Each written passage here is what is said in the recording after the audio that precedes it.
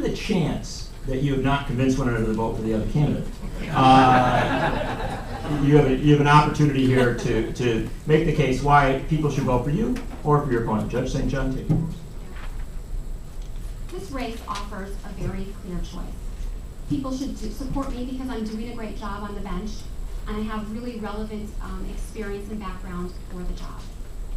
Number one, I have judicial experience and my opponent does not. Now this is a particularly good point, I think, because my opponent said earlier that I haven't appeared in Dane County Circuit Court.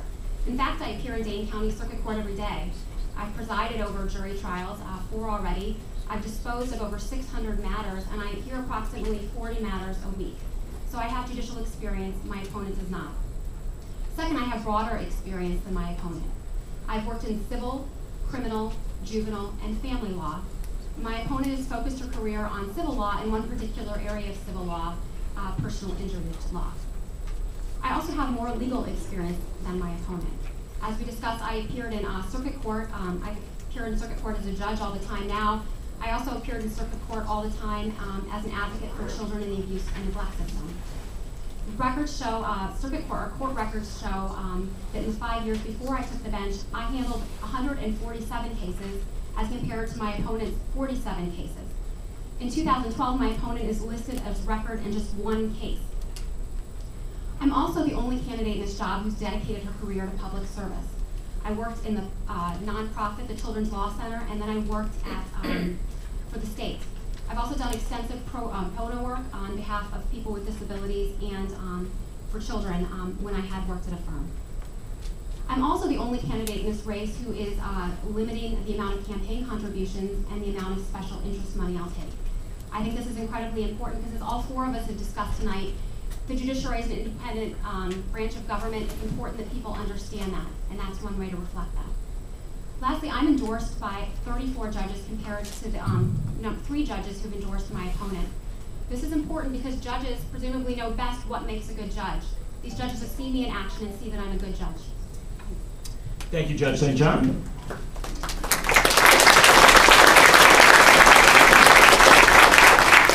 Rhonda Lanford. Instead of doing my standard stump speech, I'm going to address some issues and tell you that Judge St. John just brought up and talk to you about my experience. First of all, as a lawyer, she has never appeared as an attorney in Wisconsin in circuit court. She had 147 appellate cases. Just because I'm not listed as an attorney of record does not mean I'm not in court. I was in court yesterday. I was in court 2 weeks ago arguing motions. So that is not an accurate count by any stretch. There's a difference between litigation and appellate work. You're right, I have no judicial experience, but prior to about 4 months ago, neither did my opponent. She also has no circuit court experience prior to being a judge. She also spent, according to her judicial application to Governor Walker, only 10% of her time in state court ever. Public service, I believe that my record shows that I am dedicated to public service, given the 12 years I've spent teaching for almost nothing at the law school, all of the time I've given to high school students in this county, all of the charities and organizations that I've devoted my time to over the past 20 years. Importantly, I believe that our judicial philosophies differ. I believe that the judiciary is a check and balance on the legislative and executive branches. My opponent, in her application to Governor Walker for this job, thought that the best case in the last 30 years was a case written by Justice Gableman, where Justice Gableman said that it was appropriate to limit the authority, to restrict the authority of the trial courts to act in the interest of justice. That is not my role as a judge. My role is to look at each case fairly, neutrally, independently, and every constitutional case with an eye toward individual rights and constitutional liberties.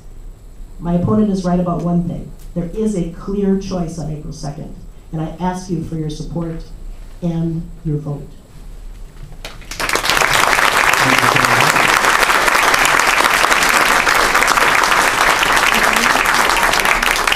We developed a bit of an edge there. And each of you had your closing statement. I'll let you do that. But we also have this wonderful opportunity now for our audience to soften the edge. And is there, I don't know if we've got somebody, I'm not going to do the microphone because it never ever works, passing microphones.